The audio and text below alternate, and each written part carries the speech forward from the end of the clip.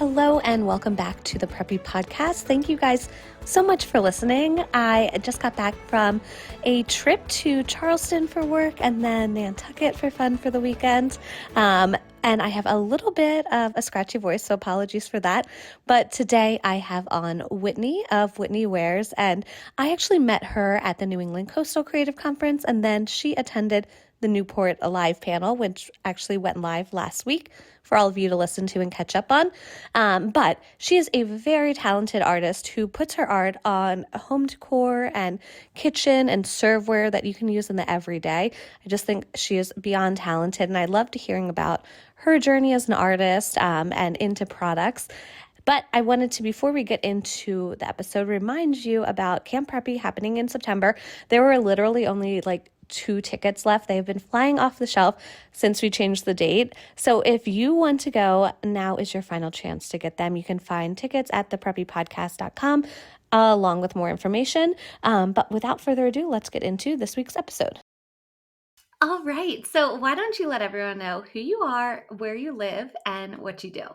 So I'm Whitney Overacker in Newport, Rhode Island, and I'm an artist and founder of Whitney Wares, which creates functional fine art for the home and tabletop using my original pencil drawings drawn by hand of wildlife as well as lifestyle themes. So the brand now encompasses a porcelain dinnerware line as well as stationery. So we have everything from lovely, beautiful serving platters, matching plates, mugs, dinner plates, as well as notepads and folding cards as well. Amazing. And I had the lovely privilege of meeting you at New England Coastal Creative, the event that we just had a few weeks ago. And then you also attended our Newport panel. So I became familiar with your beautiful products then through that, which I'm so happy I did because, I mean, first of all, you're so talented and these pieces are just they're elegant and preppy and amazing. So I can't wait to learn more about you and your art and your business today. Thank you so much. I'm glad to be here and I love what you do. Thank you. So, I love to start at the beginning. So, I'm curious, tell me a little bit about you as a kid. Were you someone that was an artist and creative and drawing and making as a young kid or entrepreneurial? What was your childhood like? Yeah, absolutely. So I've been doodling for as long as I can remember. My parents were self-employed, so they were always very good about having, a file box stocked with craft supplies and art supplies. And I was very easy to self-entertain. So I had, my construction paper and glue and glitter and markers and crayons, and I was always creating gifts for people. That was usually my go-to for Christmas and holiday special events was giving my hand drawn, hand created gifts. And then I stuck with it through high school as well. I had an interesting point in 10th grade or so. I was taking multiple electives, and I really needed to decide if I wanted to go towards modern dance or towards art. And my dance teacher was not thrilled, but I will say she was still supportive. She ended up being my first patron and commissioning me to paint. I think I was 15 years old, paint an owl for her, which she still has framed in her home. And so it was great for her support. But I did have a wonderful mentor in high school, and the art teacher who really noticed that there was a talent and encouraged me to pursue it, and would invite me to come in a few minutes early before class and hang out a few extra hours, leave the studio open later so I could work on things. So I was really grateful for that. And that's it was kind of all Yeah. around. I will say also the high school ended up purchasing one of my pieces that's in their permanent collection. Last I knew, it was hanging in in their library. Oh my gosh, that's so amazing. It's funny because I've interviewed a few artists on the podcast, and it sounds like, a theme that I've seen throughout is finding a mentor, someone to kind of take you under their wings and recognize the talent within you. I've heard that before, and it sounds like, that happened here with your art teacher then. I have, absolutely. I've been so blessed with so many wonderful mentors and people who have stepped in with guidance, which I think is really, really important for young people, to kind of coach or encourage a particular pursuit. Yep, 1,000%. So when it came time for college, then where and what did you end up studying? Did you go into art or was it something else?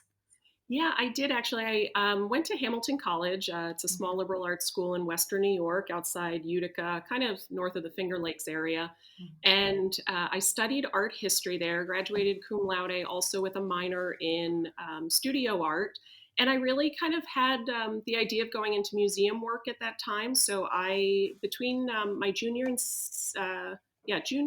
senior year, I had an internship at the Smithsonian American Art Museum down in Washington, D.C., working in Wow. their exhibitions office. That was just a magical summer to be down there.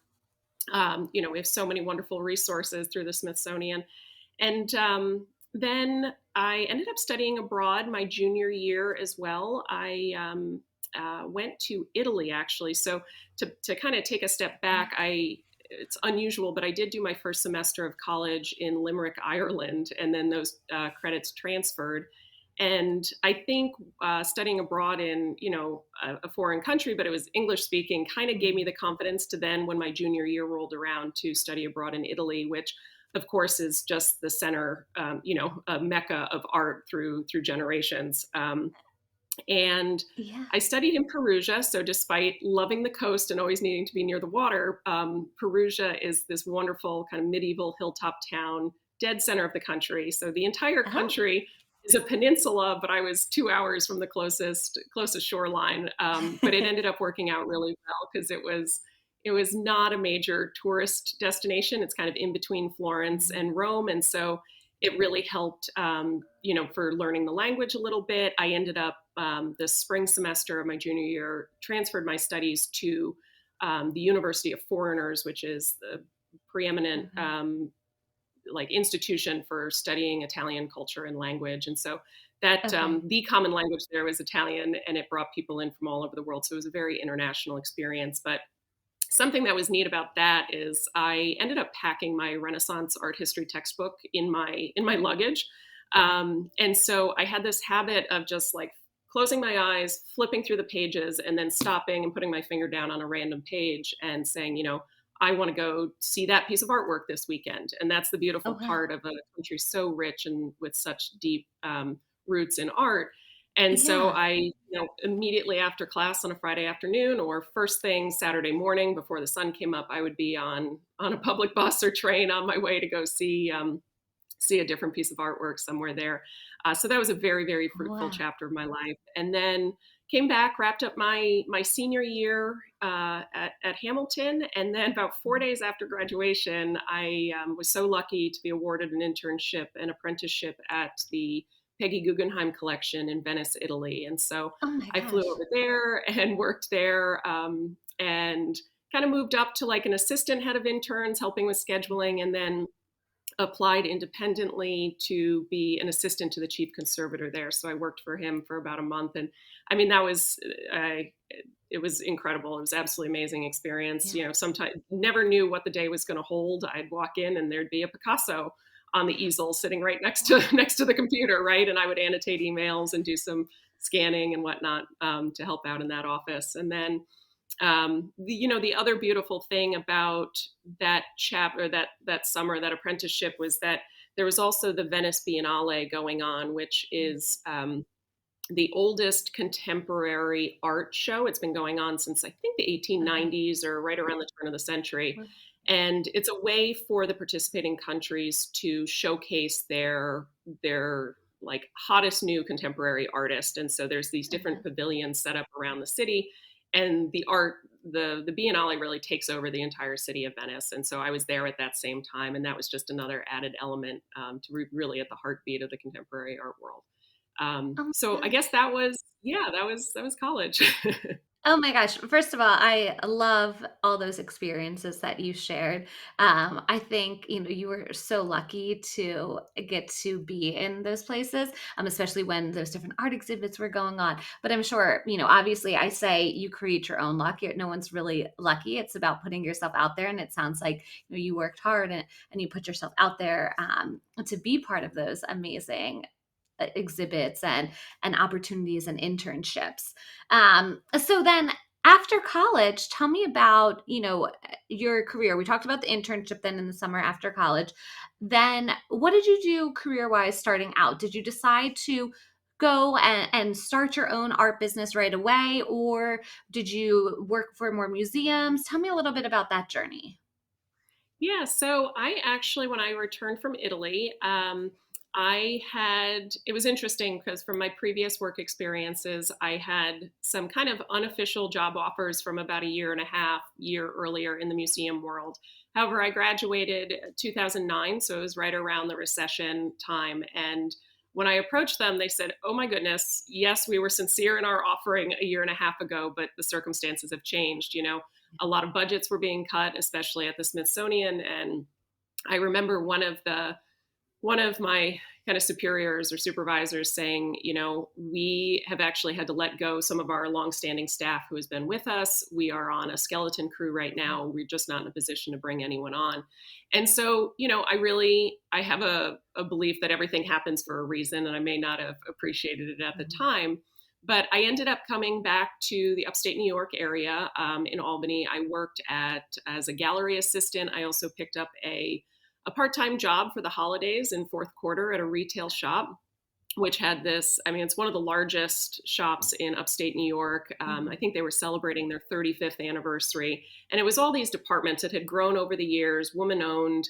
And so there were all these different departments. It was just this incredibly magical gift shop space outside Saratoga Springs. And I ended up staying on there. So going from kind of floor associate to a little bit more of a managerial role. And then after a few years helping out with the buying as well. And it was an incredible experience. I knew nothing about that. And so that definitely helped inform it. I will say, I then still had some wanderlust of wanting to travel and see other things. So, it was a wonderful experience. We parted on great terms. It was, I had wanderlust and wanted to see more. Yeah. And so I ended up taking about 6 months, because I guess that's what we do in our in our early 20s. Sometimes I looking back, I'm like, I could never do that now. But I ended up backpacking for about 6 months around the Wow. world, and kind of what guided those travels were exploring, important architectural places, Mhm. museums, art. That was always a common thread of the places that I traveled. So I was in Southeast Asia, in Thailand, Cambodia, Laos, China, Hong Kong.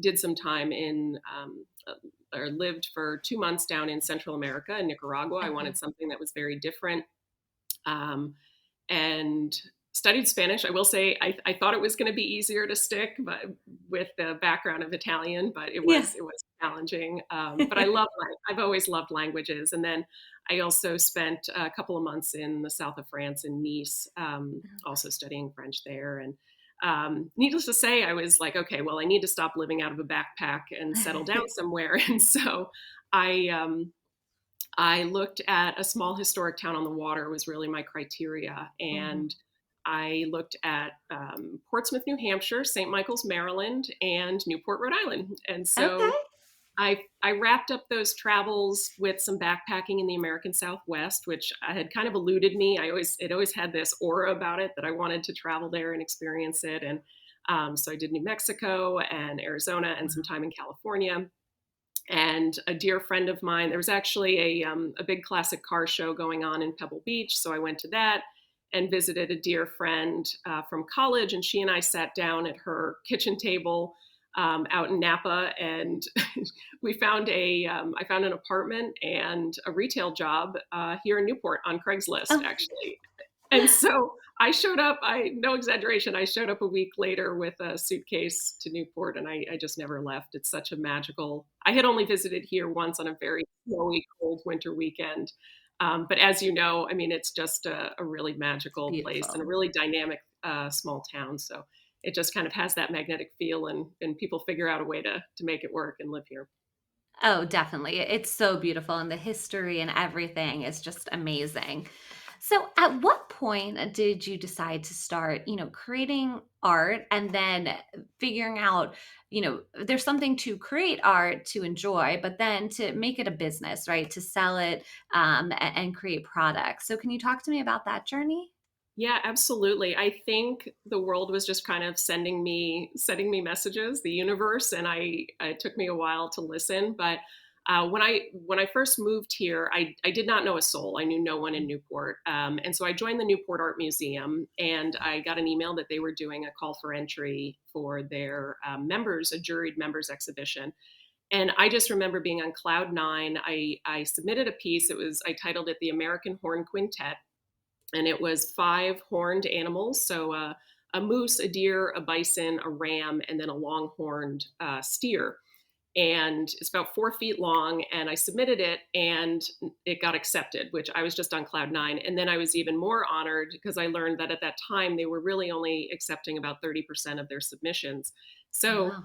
I went to the opening of the exhibition, and it happened in, I think, early February. It was wintry and bitter cold. And, people here in Newport were the locals, like we get kind of cabin fever looking for things to do. And so the exhibition was very well attended, just shoulder to shoulder people, and the American Horn Quintet ended up winning an award for drawing. And so Wow. I just had a bunch of people come up to me after the event, towards the end of the exhibition or the end of the opening, and said, like, very bluntly, like, "Who are you? Where are you from? Like, what's your story? How'd you get into art?" Kind of like we're talking about now, right? And some of the people that I met that night welcomed me into the circles here in Newport, the art circle, and they're still very dear friends to this day. And Oh my so gosh. that was one thing. I think the second pivotal part would be, we also have a wonderful gallery here in town called Spring Bull Gallery that does calls for entry. They've also, I think they've been around since 1990, and Okay. they have permanent artists, but then they also do a rotation of like a visiting artist wall, and then they also do a rotation of calls for entry with different themes. And so I submitted artworks to that, and I sold a handful of pieces. And I remember thinking, like, that was kind of what planted the seed of, oh, there's something here. Like, there's a demand for this. Mm-hmm. People like this, Mm-hmm. what I'm putting out there. And so um, I think then, when I always had this idea in the back of my brain that I wanted to create functional art. I loved the idea of people being able to have the artwork and fine art in their home in like everyday use, not just static and hanging on a wall. Although I love that as well. There's a place and a time for that as well. But I like that kind of dual purpose of things. And Mm-hmm. so um, COVID hit, which I think helped me reframe things, right? We couldn't go anywhere. We couldn't really do anything. And I thought, well, instead of working to these deadlines, like the Newport Art Museum, right? I would pull a couple of all-nighters and submit pieces. And then, I got accepted there, I think 6 consecutive years in a row. Wow. And instead of working on like last minute deadlines, why don't I make art a more methodical part of my everyday life? And so COVID really did that for me. I sat down at the drafting table, and I would try and sit down at least once a week, maybe complete Mm-hmm. one piece a month. It was just more of getting back into the routine of it. And so I would, as I'm saying this out loud, I would venture to guess that might be a reoccurring theme, Patricia, for some of your visitors and guests here, that COVID Yeah. really was the impetus for people to pivot and reevaluate. Hmm. Yeah, to take a leap or like you said, to pivot or try something new, or just, if they had this thought or dream in the back of their mind for a while, to actually go out and do it. I mean, that's when this podcast started, was spring of 2020 during COVID. So totally. Yeah. So I'd love to hear more about, your style of art and how you honed in on that. Was that something, during those art classes in high school, that you had a similar style, or is this something that took time to develop? I'm always so intrigued by this. Yes. So the pencil and paper, right? It's pretty straightforward Mhm. medium. I got into that because as I was traveling, I had a pretty nomadic lifestyle, and just the easiest materials to travel with and to slip into a backpack were, a sketch pad and a pencil. So that's kind of how that medium came about. I have done painting. I had a piece at, I actually was the visiting artist at Spring Bowl Gallery last fall with my acrylic paintings and metal leaf. There's an example of some of them on the wall behind me there. Cool. But I would say the majority of the tableware, actually all the tableware is based on pencil and paper drawings. And I really like pieces to be very detailed and kind of um, contemplative. So to encourage the viewer to hone in on those details, of to pick up on the small nuances in the natural world around us. So you'll find that in my wildlife drawings that I go so far as to do like the eyelashes on the moose, right? You'll see individual flecks of the fur on the coat of the animals. You'll see an individual barb on the feathers of the birds. So I find that working when you remove color from something, you're then kind of forced to look at texture and details and nuance of the design and what you're working on. And so I think that's how I honed in on it. It just, for me, it slows everything down. And I would say that that's what I really like about the porcelain tableware as well. Just the shape of it, where you have these very, very smooth curves, the coupe shape, but then the monochromatic nature of the animals or the wildlife or the lifestyle drawings that are on there. Um, they're easy to integrate into any space, any decor, any tabletop. They're not really obtrusive, but they're still thought provoking, I think, and encouraging people to kind of be contemplative and reflective and attentive to details. Definitely. And I remember in Newport, we kind of chatted about this a little with each other, but I love the fact that keeping them, black and white and shades of gray, it's so easy to mix and match with a fun tablecloth or a different napkin. Like that, I think is really fun. You can layer them in and use them in so many different ways then because of it. That's right. Yeah, absolutely. And I find also, so for instance, in approaching the design, the large serving platter, which is really generous, 14 inches long. I mean, it's really a statement piece when it sets in the middle of the table. And that might have all three drawings on it. So for instance, for an example would be the shellfish. So I have all three of the shellfish, and a little nod to our local New England culture here. I have the Nantucket scallops and the Martha's Vineyard oysters, and then the Rhodey quahogs, our clams, our Love local it. clam here. And so all three of them are on the serving platter, but then each of the individual side plates that you mix and match with feature just one of those shellfish. And so they become Mm. a little bit of a conversation piece between themselves as a set. Mhm. And I think that's just adds another kind of dynamic element to a fun tablescape. Definitely. I love that so much. So we talked a little bit about, your style of art and honing in on that. I'm curious too, because, looking at your website, and being familiar with your products and work, I know a lot of animals, a lot of automobiles too. So can you talk about your interest and passion and, a decision to really like art in those categories and then putting them on, your tableware? Yes. So wildlife, I think trying to incorporate a lot of my travels. I filled a passport before age 30, and so I think a lot of that influence came with me. But what really, I think after all of that, what really took my breath away was the American landscapes and American wildlife. And so I definitely feel a little bit of a pull towards the West, the Rocky Mountains, these kind of large game animals like bison and moose. They've just they have this grandeur about them. They've withstood the test of time. Um, so that would be the wildlife. And then Mhm. similarly, with the clams, stopping to admire how many ridges are in these simple little clam shells and scallops. Like Mother Nature is just incredible, right? When you really stop to take it all in. So that would be the wildlife. I also have a nautical knot collection, and Mhm. so just being along the harbor here in a little harbor town of Newport, where you see a rope, you see a dock line, but you don't realize that that's actually made up of multiple strands that are then, made up from the yarn, which is made up from these fibers and threads, right? And everything's Yep. entwined and wound together to make the final product. And so that would be the nautical. I also last year released. The most recent release was a sailboat collection. So I focused on 13 iconic hulls. Actually, it's on the wall behind me there. Oh, I love that. I love history. I love pieces. I love the lines and design of both antique wooden boats as well and sailboats as well as classic cars. And I think that, the serving platter is something where people who are genuine enthusiasts like know what they're seeing. They know what they're recognizing in the hull shapes and the different sail plans that I incorporated. That they're either day sailors that you're likely to see around the harbor or racing. They do fleet racing.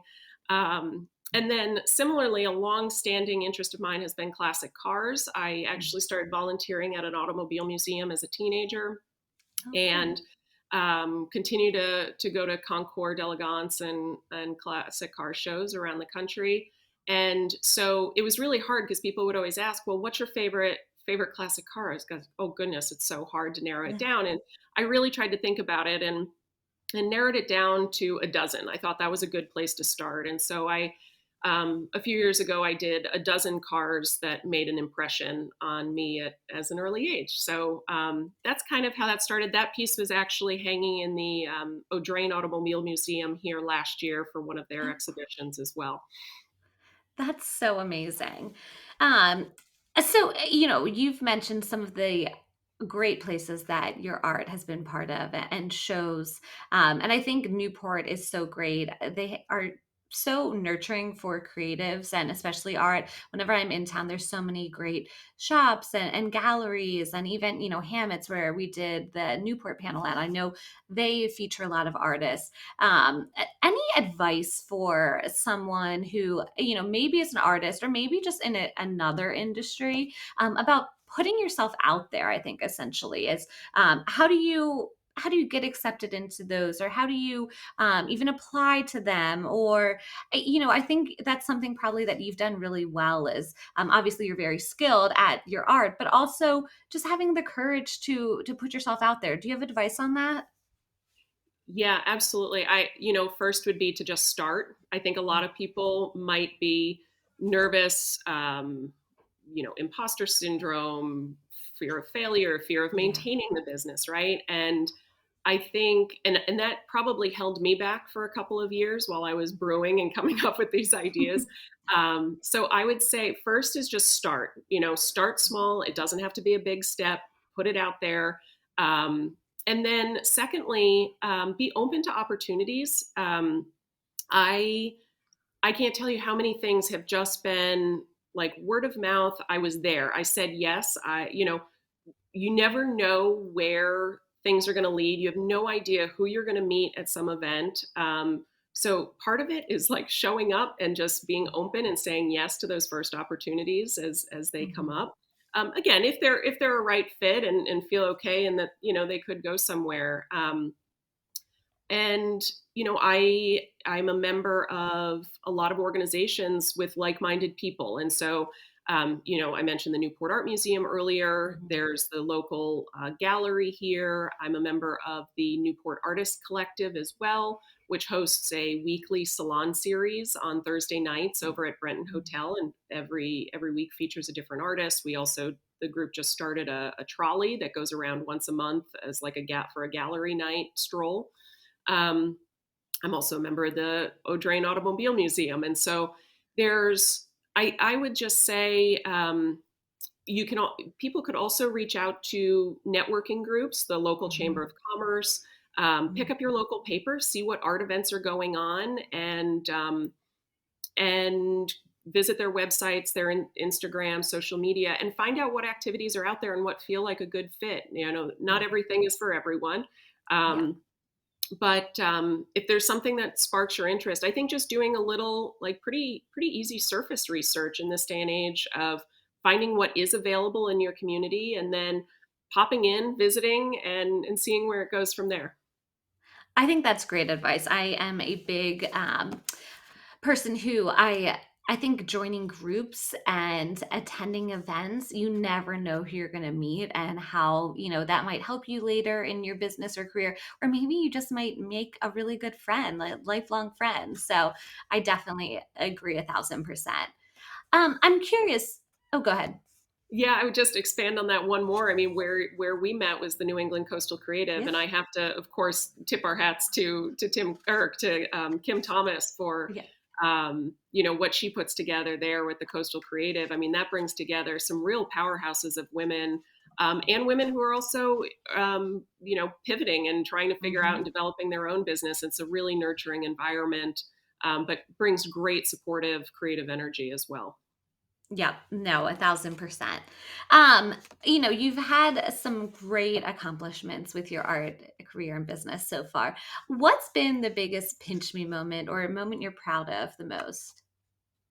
Oh, um, I I've had a lot. Well, I have had a lot of pinch me moments. I really try and celebrate the little things, even as it's growing. And I hope that they never stop. I think some obvious ones would be seeing my work and televised on the road show around holidays last year. Ashley and Audrey did a special on last minute local gift ideas, and I not only was it lined up with other local gift ideas, but then they ended up doing their own feature of just my work, and so that felt like really special. I mean, that was a pinch me. I hadn't seen my work televised before. Yeah. Also seeing it on NewEngland.com, which is with Yankee Magazine, having them Mhm. pick it up as a top gift. So those would be some obvious ones, but I will say I really try and celebrate the small moments that come along. I thinking back, I had a pinch me moment when I got my first order from somebody that I didn't know, right? That wasn't Yeah. family or a friend or friends of friends. I shipped my first order to Utah. I had my first order over $500. I had my first Right. order over $1,000. These Yeah. types of things when they happen, and you're kind of like, oh my goodness, right? So those would be. I mean, I hope they never stop. The pinch Yeah. me moment. Yeah, no, I always celebrate the small wins. Like, there's always a reason to pop a bottle of champagne or have a little glass of champagne or tell, someone else who has a business that's your cheerleader and celebrate together. I think that's, what keeps us going really as an entrepreneur. Yes, yeah, that's right. So, since this is the Preppy podcast, I always ask everyone, what does preppy mean to you? So, how would you describe preppy? Yes. So, as a lover of languages and history, I would say that I'm always interested in the origin of the word. Like, where does the term preppy come from? And Mm-hmm. so, I think back to preparatory schools. Right? There were now they're all over the country, but I think originally they were dense here in New England, and the Hmm. idea was prepping high school students to go on to kind of elite established colleges, ideally Ivy Leagues, which were then in turn prepping students to go into the business and professional worlds. And so I I think there's an element of kind of business and professionalism of the uniforms that were in preparatory Hmm. schools. So you have your pressed creased khakis or navy slacks for the uniform, cable knit, polished leather shoes. Um, but then as students, you have to find a way to add a little touch of individuality to it. Hmm. I actually had gone to an all girls preparatory school in Albany. It was the oldest um, pre-K through K, or I'm sorry, pre-K through 12 all girls day school. It was Wow. the Albany Academy for Girls. It was founded in 1814. And so we had our little plaid jumpers with very dedicated, we had one style of shoe to choose from and our little knee socks. And then middle school, that the jumper became a skirt. And then the high school, you got a different style of plaid, and you got a blazer. You were able to kind of grow from a button down sweater to Mhm. a blazer with the patch on the kind of breast pocket. And We had a little more flexibility with our shoes. And so for me, I think Preppy, again, goes back to that preparatory school business, kind of prepping for the real world and professional Yeah. world, but adding a little flair of, I think that's where the colorful ribbon belts come from, Mhm. and accessorizing and ribbons in the hair and the pearls and bangles and things like that. Because, also here in New England, we have that element of the seasons changing so Mhm. frequently. So you had to accommodate for that with different layers and different uniforms. And then also sport, sports are a big part of the preparatory world. And so you have those influence of like tennis and equestrian and rowing and all of that lumped into it. So that is for me, it's a lot. It's a pretty Yeah. complex question. There's a lot going on in the preppy style, I think. I love that though. That was such a great summary, a little, a touch of history and personality, and it's such a great answer. So I'm curious, who I would be your dream customer to have your art on their wall or some of your tableware in their house? And then when I thought about this question, because I always ask it, I feel like to most people, I was like, what about further? Who would be three people you'd want to have dinner with and use your tableware? Like, who would you invite? Three people, anyone, dead or alive? Oh, three people. So, uh, hmm, I would, I, okay, so I tend to be like a little bit of a shoot for the moon and hopefully land amongst the stars. So if it can Yep. be anyone, I'm just going to Yep. roll it out there. Yep. I would say Ralph Lauren and Martha Okay. Stewart and a gentleman by the name of Briggs Cunningham. So he actually was a sports car, race car driver, as well, and builder and designer, as well as a yachtsman. So he actually Oh. skippered one of the 12-meter yachts in the America's Cup when they brought it back after the World Wars. And so he actually skippered and won the America's Cup in 1958. And he was one of those unusual people that straddled both race cars and racing yachts. So I think he would be a fascinating. And from what I hear, he was the consummate gentleman. So he would be on the list as well. And then I think Martha goes without saying. Yeah. I mean, she's the hostess with the mostest, right? And has been.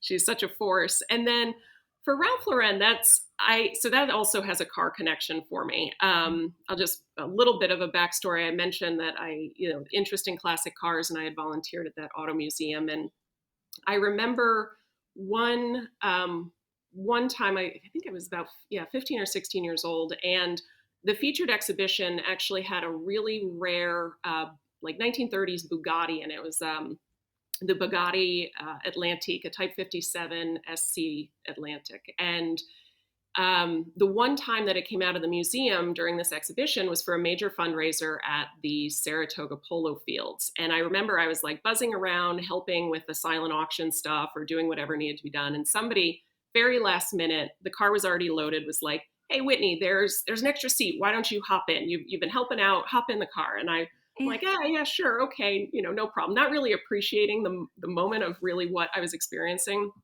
And so they did this drive across the polo fields, and it was all really fun. I was like, "Oh yeah, that's great." Well, come to find out, the sister car. So let me back up fast. So then a couple months later, I was also helping out the museum with planning Mhm. a road tour, an overnight road tour through New England for their VIP membership, and we were going to be stopping at a couple of restoration shops as well as private collections, and going to the Museum of Fine Arts Boston. And I was kind of like, that's out of left field. That doesn't quite make sense. Well, come to find out, we walk in, and the sister card, the card that I had just ridden in a few weeks earlier, was sitting in this exhibition hall in the Museum of Fine Arts Boston. And it was an exhibition of Ralph Lauren's cars. And I Oh. just remember being absolutely blown away because I had had this long-standing love of art, that I had been Mhm. nurturing since childhood. And then I had this newer developed appreciation for classic cars, but to see both of them in a fine art museum, Mm. just with, packed with people. And I thought to myself, like, I just remember being really like it was impactful. It definitely made an Yeah. impression, and my brain kind of went like, oh, right, classic cars, they're rolling sculpture. I mean, they really Mm. are works of art, and the design that Yeah. went into them, they are beautiful, beautiful pieces. And so there was Ralph Lauren's car, also the his Bugatti sitting there, and I thought, oh my goodness, like, so yeah, I've thought sometimes, like, if there was ever a collab, like, that would bring things full circle for me. Yes. So if Ralph or any of his creative directors happen to be listening, that would be something I'd be interested in. So those would be my three. I love that. That was such a fun question, and you had such good answers. I learned something too. So thank you for answering and sharing that with everyone. Great question. That was a trickier one, but yeah, thank you. So my final question is, where can people find you? Where can they shop your products, follow along on Instagram or whatever social media? Let them know all of that. Yeah, absolutely. So my website is whitneywares.com. That's WhitneyWares.com.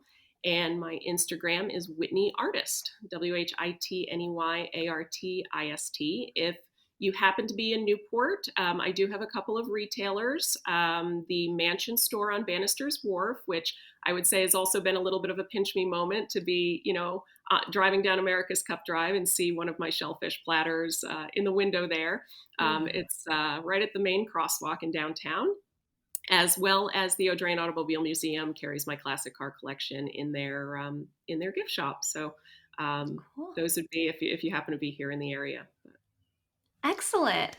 Well, thank you so much, Whitney. This was such a pleasure getting to chat with you and learn more about you and your amazing artwork and business.